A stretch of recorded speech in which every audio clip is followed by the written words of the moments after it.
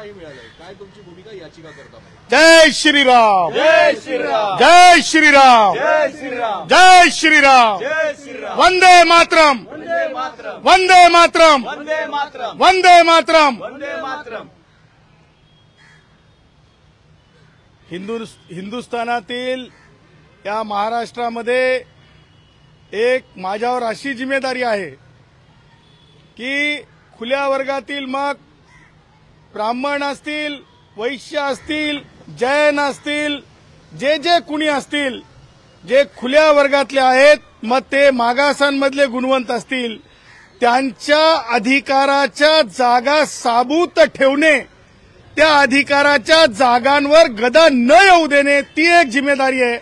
त्यासोबतच जे मागास, खरे मागास आहेत, म्हणजेच जे लोहार भाऊ असेल, घिसडी भाऊ असेल, जे दगड फोडत राहते, लोहार भाऊ असेल की तळपत्या उन्हामध्ये घाम गाळत लोखंडाला धार करत असते, मग तो वडार भाऊ असेल, मग तो सुतार भाऊ असेल, पटाशी घेऊन आपलं काम करत असते, मग तो नावी भाऊ असेल, तो कष्ट करत राहतो, मग तो मसनजोगी भाऊ असेल, मग तो मंदिरवाला भाऊ असेल, मग तो वेगवेगळे जे जात समूह आहेत, जे जे कष्टाच्या आधारे मागास सुद्धा आहेत, सामाजिक मागास आहेत, त्यांच्या जागा, त्यांची गुणवत्ता एका विशिष्ट स्तरावर आणण्यासाठीची भारतरत्न डॉक्टर बाबासाहेब आंबेडकरांच्या विचाराचं जे संविधान आहे, जे प्रभू श्री रामचंद्राच्या समानतेच्या आधारावर, नीतीच्या आधारावर सामान्य हिंदुस्थानाला न्याय देण्यासाठीच आहे, त्याच्यासाठीची आमची पैरवी आहे, त्याच्यासाठीचं माझं आणि डॉक्टर जयश्री पाटलांचं रक्षणाची जिम्मेदारी आहे. म्हणून मला आज असं सांगायचं आहे की माझे मराठा भाऊ जे म्हणजे ईडब्ल्यूएसच्या आरक्षणाचे लाभदायक आहेत, ते लाभापासून कोणी त्यांना वंचित करण्याच्या दृष्टीनं उभारलेलं हे आंदोलन होतं असं मी समजतो. परंतु आज जर आपण जे नोटिफिकेशन पाहिलं तर ते नोटिफिकेशन नोटीस आहे आणि म्हणून एकूण सगळ्या बाबींना सोबत घेऊन माननीय उच्च न्यायालयामध्ये लवकरात लवकर म्हणजे काय काय चालू आहे मागास आयोगापासून ते अधिकारांच्या रक्षणापर्यंत या सगळ्या गोष्टींसाठी जे आहे लवकरच न्यायालयाचं दार ठोठावण्यात येईल. तुम्ही परत कोर्टात जाणार, पण कोणत्या मुद्द्यावर? तुम्ही आता जसं बोललाय की हा अध्यादेश नाही तर ही नोटीस आहे, तुम्हाला म्हणायचं काय की मराठ्यांच्या तोंडाला तारा पुसतीये? ईडब्ल्यूएस मध्ये त्यांचा समावेश दूर झालाय.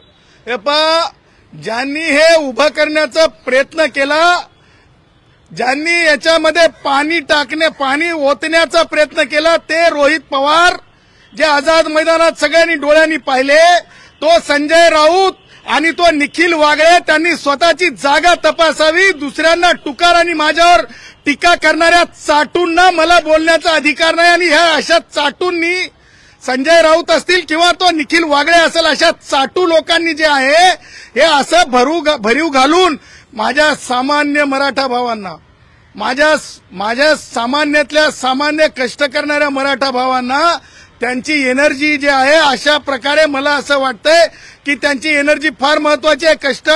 कष्टकऱ्यांची ती एनर्जी आहे. ती एनर्जी पाहता आणि आत्ताची विद्यमान संविधानिक परिस्थिती पाहता मला असं वाटतंय की मराठा भावांनी जे पुस्तक आहे, ज्या पुस्तकाला आपण म्हणतो की कायदा आहे, त्या कायद्याचं वाचन करावं आणि त्या कायद्यातली कलमं पाहावीत, म्हणजे ज्यामुळे त्यांना स्पष्टपणे समजेल की ही काय परिस्थिती आहे आणि काय प्रकार आहे. त्यामुळे मला हे म्हणायचं आहे की जे आतापर्यंत बोललं गेलं सगळ्या सोयऱ्यांच्या संदर्भानं, त्या कायद्यामध्ये ऑलरेडी अंतर्भूत आहे आणि अंतर्भूत असल्यामुळं मला असं म्हणायचं आहे की ज्या गोष्टी अंतर्भूत आहेत त्या गोष्टींवर ज्या प्रकारे एनर्जी, ज्या प्रकारे आपण ज्याला म्हणतो की म्हणजे वेळेचा अपव्यय, ज्या प्रकारे मला म्हणायचं की मनुष्यबळाचं झालेलं नुकसान, ह्या सगळ्या गोष्टी फार महत्वाच्या आहेत आणि म्हणून मला असं वाटतंय की कोणी सुद्धा या गोष्टीला विजय उत्सव वगैरे वगैरे वगैरे वगैरे, माझं हे म्हणणं आहे की आपण संविधानिक भूमिकेसाठी असतंय, आरक्षण जय पराजयाचं लक्षण नसतंय आणि त्यामुळं जिथे पुस्तकाच्या ओळीवर हे सगळं चालत असतंय तिथे मला असं वाटतंय की अशा प्रकारे दिशाभूल करणारी बाब असू शकते जरंगेंकडून. आणि मी 17 दिवस उपोषण केलेला माणूस आहे जेलमध्ये. मला माहिती आहे डॉक्टर जे असतात सरकारी असतात, खाजगी डॉक्टरांकडून तपासणी करून मी किती वीक झालोय मी कधी सांगितलेलं नाही. आणि मला माहिती आहे की उपोषणाच्या पत्रामध्ये जेव्हा तुम्ही लिहून देता की खाण्यापिण्याची व्यवस्था करून द्या, खजूर, आता मी तर खजूर खात नाही, दूध, मी तर दूध पित नाही. त्याच्यामुळे ह्या सगळ्या गोष्टी लक्षात घेता हे एक मी असं म्हणेल की वेगवेगळे म्हणजे स्टंट असतात, त्याच्यापैकीचा एक पॉलिटिकल स्टंट रोहित पवार असेल किंवा संजय राऊत असेल किंवा निखिल वागळे सारखे कोणत्याही पत्रामध्ये आज त्यांना नोकरी नसलेले लोक असतील त्यांनी हे उभं केलेलं कुभांड होतं. आणि ते कुभांड कोणत्याही कायदेशीर प्रक्रियेला म्हणजे टिकणारं नाहीये आणि ते टिकू शकत नाही. डंके की चोट पे मी सांगतो. राज्य सरकार वारंवार सांगते की आम्ही ओबीसी आरक्षणाला धक्का लागू देणार नाही, पण आता मराठा समाजाला बॅकडोर एंट्री दिली ओबीसी समाजातून, तर तुम्ही सरकारची या भूमिकेवर तुमचं काय मत? कशाची एंट्री, कशाची बॅकडोर आणि फ्रंट डोर अशी काही एंट्री नसते, संविधानिक भूमिका असते. आणि मला माझ्या ओबीसी भावांना आणि खुल्या वर्गातील भावांना हेच सांगायचंय, तुमच्या अधिकाराचा रक्षक, एक सेवक, एक शिपाई म्हणून मी आहे. कोणी सुद्धा पॅनिक व्हायची गरज नाही. मला अनेकांचे फोन येत आहेत. कोणती बॅकडोर एंट्री असा प्रकार कायद्याच्या संहितेमध्ये नाही. आणि पुरेपूर मी तुमच्या एक गोष्ट आपल्या माध्यमातून आश्वासित करू इच्छितो की कायद्यामध्ये व्हॅलिडिटी नावाचा प्रकार आहे, कायद्यामध्ये 2000चा कायदा आहे. आणि त्याही पुढे जाऊन मला सांगायचं आहे की अशा प्रकारची एंट्री, बॅकडोर एंट्री कायद्यामध्ये तरतूद नाही. आणि माननीय मुंबई उच्च न्यायालयाच्या औरंगाबाद म्हणजे आता छत्रपती संभाजीनगर खंडपीठाने माननीय न्यायमूर्ती BH मार्ल्यापल्ले साहेबांनी स्पष्टपणे डिसिजन दिलेला आहे की कुणबी भाऊ जे मराठवाड्यातले आहेत ते कुणबी भाऊ हे मागास कुणबी नाही आहेत, हे स्पष्टपणे सांगितलेलं आहे. तो कायदा आहे. आणि मला असं वाटतंय की सरकार असो किंवा जरंगे असो, हे कायद्यापेक्षा कोणी सुद्धा मोठे नाहीत. त्याच्यामुळे डंके की चोट पे फक्त चर्चा होऊ शकते, अशा प्रकारच्या नोटिसेस दिल्या जाऊ शकतात, परंतु कोणत्याही प्रकारे कोणीही अधिकारी जे आहे अगोदर मार्ल्यापल्ले साहेबांची जजमेंट बघेल आणि त्याच्यानंतरच सर्टिफिकेट. मला सांगा, कालपासून जरंगे बोलत होता, काय बोलत होता की म्हणत होता की 37 लाख प्रमाणपत्र वाटण्यात आले. मला सांगा, तुम्ही 3700 प्रमाणपत्र सुद्धा दिले जाऊ शकत नाहीत. हे 37 लाख प्रमाणपत्र माननीय सर्वोच्च न्यायालयाचा जो पहिला निकाल लागला म्हणजे एससीबीसी म्हणजे ओबीसीच्या संदर्भात ते प्रमाणपत्र आहेत. त्याच्यामुळं दिशाभूल करून घेऊ नये. आणि अशा प्रकारच्या स्टंटबाज आंदोलकांना मला वाटतंय की फार जास्त त्याच्यावर बोलून वेळ वाया घालण्याचं काही कारण नाही. सगळे सोयरे दिशाभूल करणारी माहिती मराठा आंदोलकांना दिली आहे. जरंगे पाटलांचं ज्ञानच काय मला माहिती नाही. जरंगे पाटील कोणत्या लॉ कॉलेजमधून पास झालेले आहेत किंवा जरंगे पाटलांनी कोणत्या विषयात डॉक्टरेट केलेली आहे किंवा जरंगे पाटलांनी कोणती याचिका दाखल केलेली आहे. हा, मराठा समाजामधले अनेक विद्वान लोकही आहेत, त्यांनी म्हणलं तर वेगळी गोष्ट आहे. विनोद पाटील असतील किंवा दत्ताभाऊ पाथरीकर असतील, ही मोठी माणसं आहेत, त्यांनी म्हणलं एखाद्या वेळेस तर मी समजू शकतो. परंतु जरंगे काय म्हणताय याच्यावर तुम्ही पत्रकारांना म्हणजे काय म्हणतात ते TRP मिळू शकते, परंतु आमच्यासारखी कायद्याचं पुस्तक वाचणारी माणसं मात्र आमच्या मर्यादेत काम करणारी आहोत. तुम्ही म्हणताय नोटीस दिलेल्या, मात्र सगळे सोयरीची व्याख्या सरकार बदलू शकतो. अहो, ते ऑलरेडी अंतर्भूत आहे. ब्लड रिलेटिव्ह लिहिलेलं आहे. मी तुम्हालाच पर्टिक्युलरली आता वर दाखवलं की ब्लड रिलेटिव्हचा अर्थ काय. आजोबा कोण आहे, डिस्टंट रिलेटिव्ह आहे की ब्लड रिलेटिव्ह आहे. बाप कोण आहे, डिस्टंट रिलेटिव्ह आहे की ब्लड रिलेटिव्ह आहे. चुलत भाऊ कोण आहे, डिस्टंट रिलेटिव्ह आहे की ब्लड रिलेटिव्ह आहे. काही नवीन नाही, सगळं जुनंच आहे कायद्यातलं. त्याच्यामुळं हे जो कायद्याचा जो प्रकार आहे, ह्या कायद्याच्या प्रकाराला सूक्ष्मपणे अभ्यास केला पाहिजे. आणि मला असं वाटतं की याच्यामध्ये फार हुरळून कोणी जाण्याची गरज नाही. आणि माझ्या ओपनमधले भाऊ असतील ज्यांच्या जागा मी कमी होऊ देणार नाही, त्याचबरोबर ओबीसीतले भाऊ असतील त्यांनी सुद्धा चिंता करण्याची गरज नाही. संविधानाचं पुस्तक आपल्या सोबत आहे, असं काही गैर होऊ दिला जाणार नाही. आणि सरकारचं दायित्व आहे की कोणत्याही परिस्थितीमध्ये काही गैर ओबीसींसोबत असेल किंवा ब्राह्मणांपासून ते खुल्या वर्गातील सगळ्या गुणवंतांपर्यंत असेल, कुणासोबत सुद्धा गैर होणार नाही याची काळजी सुद्धा सरकारने घेणे आवश्यक आहे. पण जर जरांगी जर मागणी सरकारनं कायदेशीर मार्फत जर मान्य केली तर इतर मागासवर्गीयांसाठी जी काही व्याख्या तयार केली आंबेडकरांनी, तिलाच काय अर्थ राहणार नाही. नाही, मला एक सांगा, कोणती व्याख्या. ब्लड रिलेटिव्ह अहो, या ऑलरेडी ब्लड रिलेटिव्ह म्हणजे काय, तुमच्या चुलत भावाला जर प्रमाणपत्र पाहिजेच असेल तर तुम्हाला अफिडेव्हिट देण्याची तरतूद आहे. ती तरतूदच आहे ना, कायद्यातच तरतूद आहे. तुम्हाला सांगतो, खासरा पाणी असेल तुम्हाला सांगतो ती ऑलरेडी तरतूद आहे. नवीन काय, मला नवीन फक्त दिसलं की एक गोष्ट तर मी म्हणजे खुल्या अंतकरणानं मान्य करतो आणि तुम्ही मान्य करायला पाहिजे आणि जरंग्यांनी मान्य केली पाहिजे की माननीय उच्च न्यायालयामध्ये कायदेशीर प्रक्रिया पूर्ण केल्याच्या नंतर जे प्रतिबंध घालण्यात येतात ते पाळावेच लागतात. नवी मुंबईत थांबावं लागतंय, मुंबईमध्ये येताना विचार करावा लागतं. ह्या सगळ्या गोष्टी ज्या आहेत कायदेशीर आहेत, संविधानिक आहेत. त्याच्यामुळं प्रत्येकाला कायद्याच्या चौकटीत राहावं लागेल, तो मग कोणी किती मोठा जरी असला तरी. धनगरांचा प्रवर्ग बदलण्याच्या मागणीला तुमचा पाठिंबा आहे का? हा? धनगरांचा प्रवर्ग बदलण्याच्या तो विषयच आणखीन चर्चेला आलेला नाही, त्याच्यामुळे नो कॉमेंट्स. आजघडीला ओबीसी आरक्षणाला कसलाही धक्का लागलेला असं गृहीत धरू शकतो. अहो मला सांगा, माननीय उच्च न्यायालयाच्या औरंगाबाद खंडपीठाने 226 या आर्टिकलच्या संविधानिक अधिकारामध्ये दिलेला निकाल आजच्या नोटीस सुपरसीड करू शकते का? मला सांगा, उच्च न्यायालयाचा निकाल वरती आहे की तुम्ही काढलेली नोटीस वरती आहे?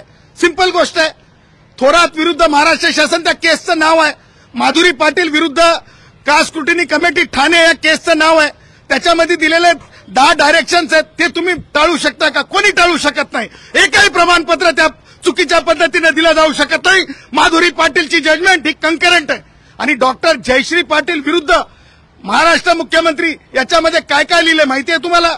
मी काल 5 वाजेपर्यंत सकाळी अभ्यास करत होतो, सोमवारची तयारी करत होतो. सुकरेंच्या बाबतीतला निर्णय असेल किंवा सुकरेंचे घेतलेले निर्णय असतील ते उच्च न्यायालयात नेणे आणि आजची विद्यमान परिस्थिती उच्च न्यायालयात नेणे. त्याच्यात काय सांगितलेलं आहे? रिसेंट जजमेंट आहे 2023ची, त्याच्यामध्ये जयश्री पाटलांचा उल्लेख आलाय आणि त्या जजमेंटमध्ये स्पष्टपणे सांगण्यात आलेलं आहे की जे सत्ताधारी आहेत, परत सांगतो, ऐका हो ऐका, सरकार ऐका, परत सांगतो, त्या जयश्री पाटलांच्या जजमेंटमध्ये काय सांगितलंय व्यवस्थित वाचा. जयश्री पाटलांच्या जजमेंटमध्ये सांगितलंय ज्यांच्याकडे सत्ता आहे, ज्यांच्याकडे राजकीय पद आहेत, त्या समूहाच्या बाबतीमध्ये जे आहे आरक्षणाचा विचार ज्यांच्याकडे मेजॉरिटी पद आहे त्यांच्या बाबतीमध्ये करणं किती योग्य आणि किती अयोग्य हे स्पष्टपणे सांगितलेलं आहे. तेव्हा आजही तुम्ही बघा किती टक्के IAS अधिकारी आहेत, किती टक्के IPS अधिकारी आहेत, किती टक्के क्लास 1 ऑफिसर आहेत, किती टक्के जे आहेत मंत्रालयामध्ये विखे पाटलांसारखे मंत्री आहेत. त्याच्यामुळं सत्ता कोणती असो, विखे पाटील मंत्री असतात की नाही सांगा. त्याच्यामुळं सांगायचं तात्पर्य हे आहे की अशी व्यवस्था असताना इव्हन मागास जाहीर करता येत नाही, हे सुद्धा न्यायिक दृष्ट्या आर्टिकल 144 भारतीय संविधानाच्या नुसार कंकरंट फाइंडिंग आहे. कंकरंट डायरेक्शन म्हणण्यापेक्षा मी म्हणेल कायदा आहे आणि तो कायदा सरकारला मानावा लागेल. आणि सेवानिवृत्त न्यायमूर्ती सुकरेंना मी परत सांगेल की त्यांनी जो रेफरन्स स्वीकारलेला आहे तो रेफरन्स त्यांनी सरकारला वापस पाठवावा अशी माझी त्यांना विनवणी आहे. आता याला तुम्ही आव्हान देताय? मुद्दा स्पष्ट करा. तुमच्या बोलण्यात तुम्ही एक मुद्दा उल्लेख केलाय की नोटिफिकेशन नाही, म्हणजे हा अध्यादेश नाही तरी नोटीस आहे. मला एक सांगा, अध्यादेश व्हायचा असेल तरी नोटीस जारी करायची, हेच तर आहे. ऐका ना, हा बरोबर. हो, आता जर का ती प्रोसेस यांनी सुरू केलेली आहे, आणखी अध्यादेश होईल, परावर्तित होईल, अशा प्रकारचा ऍश्युरन्स सुद्धा मुख्यमंत्र्यांनी व्यासपीठावर दिला आहे, तर मग त्यावर विश्वास ठेवला पाहिजे ना. शेवटी राज्याचे प्रमुख आहेत मुख्यमंत्री, त्यांच्यावर मग मनोज जरांगे पाटील यांची फसवणूक झाली असं कसं म्हणतात? ज्येष्ठ पत्रकारांनी ती नोटीस उघडल्याच्या नंतर पहिला पॅरेग्राफ वाचा. पहिल्या पॅरेग्राफमध्ये कोणत्या अधिकारांचा वापर करण्यात आलाय तो नंबर बघा. तो नंबर थेट अधिकारवाणी तुम्हाला नोटिफाय करण्याचे अधिकार देते. परंतु BH मार्लापल्ले सन्माननीय न्यायमूर्ती यांचा निकाल थोरातांच्या केसमधला नोटिफिकेशन काढू देऊ शकत नाही, कारण ते मर्यादा आहेत. अगोदर ती ऑर्डर चॅलेंज होऊन सेट असाइड जोपर्यंत होत नाही तोपर्यंत माझ्या मराठा भावांना मराठवाड्यातल्या कुणबी म्हणून, मागास कुणबी म्हणून प्रमाणपत्र देता येत नाहीत. नोटीस आहे. थोडक्यात स्पष्ट करा की सरकारनं मनोज जरांगे पाटील यांना आश्वासन देताना कंटेम्प्ट ऑफ कोर्ट करायची जरूरत केली आहे. सगळ्यात अगोदर तर मला हे म्हणणं आहे की जरंगेंनी स्वतःच कंटेम्प्ट ऑफ कोर्ट केलेला आहे, कारण सर्वोच्च न्यायालयाचा निकाल असताना आणि एकूण फाइंडिंग्स कंकरंट असताना ज्या प्रकारे आंदोलन करून म्हणजे काल मला नवी मुंबईतूनही लोकांचे फोन आले, आपणही पाहिलं ज्या प्रकारे त्रास द्यायचा हेतू होता तो अशुद्ध हेतू होता. आणि क्लीन हँड जर असतील तरच कायदा सपोर्ट करते, क्लीन हँड नसतील तर कायदा सपोर्ट करत नाही. याला आता तुम्ही आव्हान देणार? हे अहो सोमवार येऊ द्या, लोकांना आपापल्या घरी जाऊ द्या, शांत चित्तानं सोमवारची वाट बघा. दुसऱ्या बाजूला जर पाहायला गेलं तर ह्या आरक्षणावरून तुमची सिक्युरिटी आहे ती वाढवण्यात आलेली होती. यानंतर आता मनसे टीका करते की दर महिन्याला 20 लाख रुपये खर्च तुमच्या सिक्युरिटी होते. सरकारचे जावं आहेत काय, अशा शब्दात टीका करते. ते काय जावं येत काय, ते कॅमेरे लावलेत, ते ह्याच्यावर किती खनखन खनखन खटखट खटखट खट नोटा मोजल्या चालल्यात. हे बघण्याला ते कोण आहेत? त्यांचा राज ठाकरे काय मालक झालाय का? राज ठाकरेचं कर्तृत्व काय, राज ठाकरेची पार्श्वभूमी काय, असं बोलायला गेलं तर खूप बोलू शकतो. आज तो वेळ नाही, आज तो विषय नाही. त्यांनी टोल नाके बघावे आणि टोल नाक्यावरले किती पैसे मोजले चालले ते बघावे. त्यांनी सरकारला शहाणपण शिकवण्या एवढं आणि माझ्यावर टीका करण्या एवढे ते मोठे नाहीत. हे 1 to 1 राज ठाकरे सदावर ते येऊ द्या. मी सांगतो, कोणी कार्यकर्ते छोटी छोटी माणसं बोलत असतील तर त्यांच्यावर मी रागवणार नाही.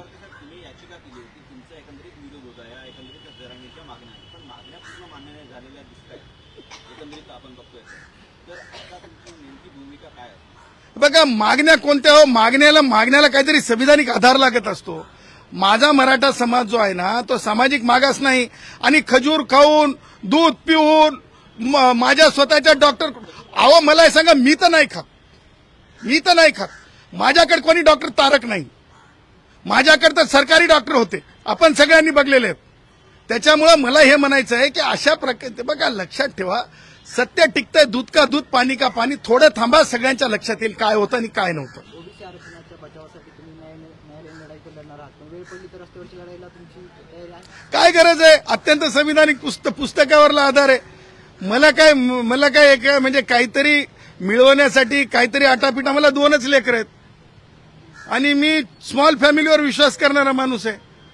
मी काय बाबा, मी जन्माला काही 4-5 लेकरं घातलेले नाहीत. जरांगे संपूर्ण राज्यातील लेकरा बाळांचा विषय मानतात. स्वतःचा बी आहे ना त्यांचा, त्यांचे बी तर लेकरं शिकायचे, 4ही लेकरं. पण ते तरतूद आहे का? त्या कायद्यामध्ये तरतूद आहे का?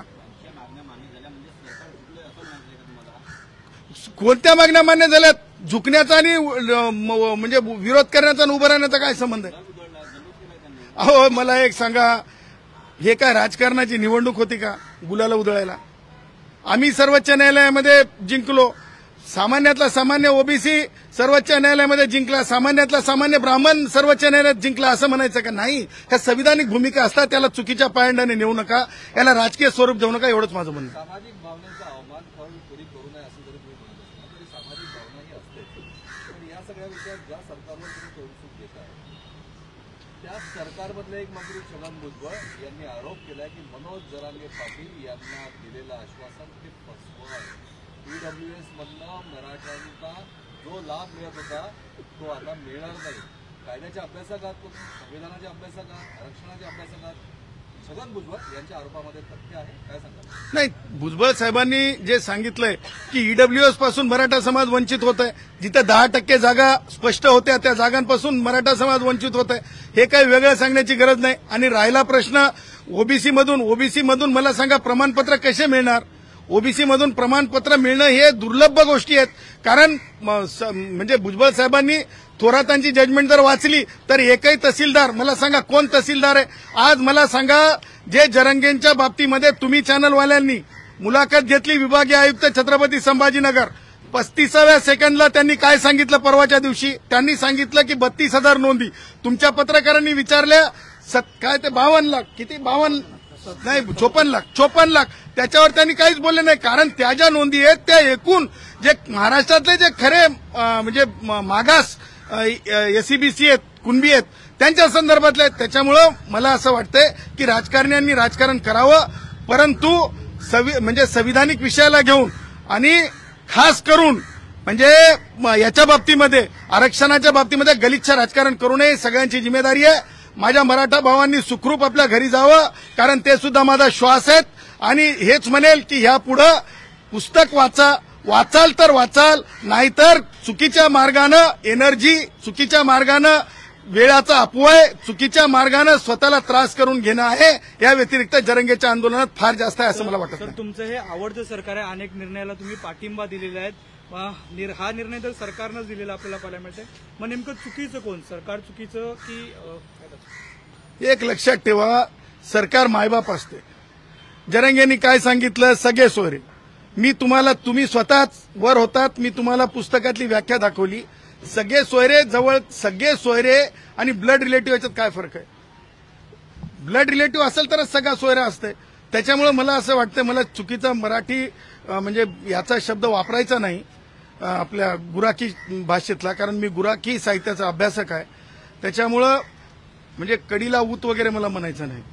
त्यामुळं नवीन काही आहे असं वाटत नाही मला. सिंपल आहे आणि सगळ्यांनी सुखरूप घरी जावं, जरंगेने सुखरूप जावं. जरंगेने म्हणजे उपवास खरंच केला असेल तर स्वतःच्या प्रकृतीची काळजी घ्यावी. त्यांची मान्यता आहे की त्यांच्या मागण्या पूर्ण झाल्या आहेत. काही शुभेच्छा आहेत का त्याच्यासाठी? कोणत्या मागण्या तुम्ही तरी सांगा पूर्ण झालेल्या आहे? 1, 2, 3, 4 मला सांगा. 307 सारखे गुन्हे वापस घेऊ शकतात का? मला सांगा 307 सारख्या गुन्ह्याला रिपोर्ट फाईल केला जाऊ शकतो का? मला सांगा पोलिसांवरील म्हणजे हल्ले याच्यावरले गुन्हे मागे होऊ शकतात का? मला सांगा सर्वोच्च न्यायालयाने एसटी महामंडळाच्या बसेस फोडलेल्या बाबतींमध्ये काय निर्देश आहेत? कोणाच्या खिशातून पैसे वसूल करायचे? मला सांगा माझ्या गाडीचे काच फोडले ते पैसे कोणाच्या खिशातून वसूल करायचे? हे सगळे पैसे जो माणूस आंदोलनाची घोषणा करतो, जो माणूस आंदोलनामध्ये सहभागी होतो, ह्या सगळ्यांकडून वसूल करायचे. मला नाही वाटत की त्याच्यातले कोणते गुन्हे वापस होऊ शकतात. मला नाही वाटत की मान्य मुंबई उच्च न्यायालयाच्या मार्लापल्ले साहेबांच्या जजमेंटच्या नंतर सरकारचं हे काय नोटीस काय ते टिकू शकते. त्यामुळे मला तुम्ही सांगा की कोणती मागणी 37 लाख कोणते कुणबी मराठा आहेत त्यांना मिळाली का सांगा मला तुम्ही. हां बोला. हो, सोमवारी इथेनभूत सगळी गोष्ट आपल्या समोर येईल. थोडी वाट बघा. तुम्ही न्यायालयात सोमवारी जाणार आहे का? आणि भुजबळांनी जी बैठक बोलवली आहे, तुम्ही त्याच्यात सहभागी होणार का? ओबीसी नेत्यांशी तुम्ही चर्चा करताय?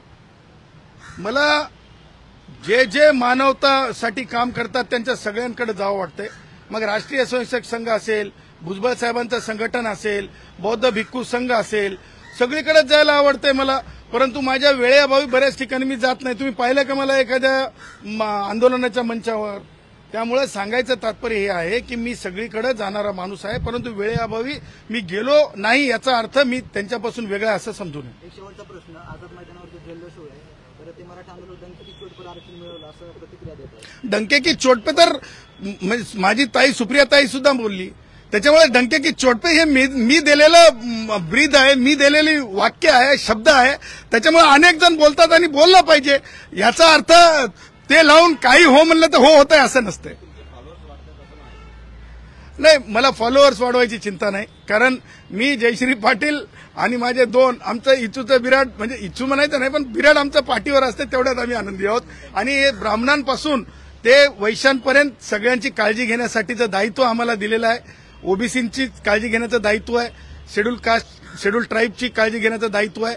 देशामध्ये जे कोणी कष्टकरी आहे, स्ट्रीटवरला माणूस असेल, बाळ असेल, आजारी माणूस असेल, सगळ्यांचं दायित्व आमच्यासोबत आहे. त्याच्यामुळं ती आमची जिम्मेदारी म्हणून आम्ही वागतो.